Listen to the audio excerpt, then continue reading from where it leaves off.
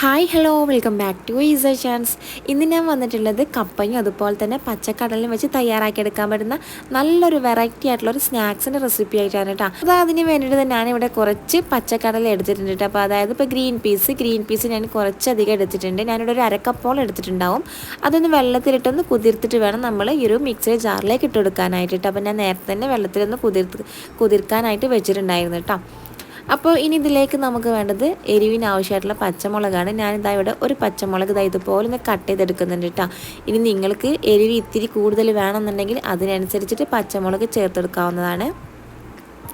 അതുപോലെ തന്നെ ഇനി ഇതിലേക്ക് ചേർക്കാൻ പോകുന്നത് ഇഞ്ചിയാണ് കേട്ടോ. ഞാനിതാ ഇഞ്ചി ഇതുപോലെ ചെറിയ പീസാക്കിയിട്ട് എടുത്തിട്ടുണ്ട് കേട്ടോ.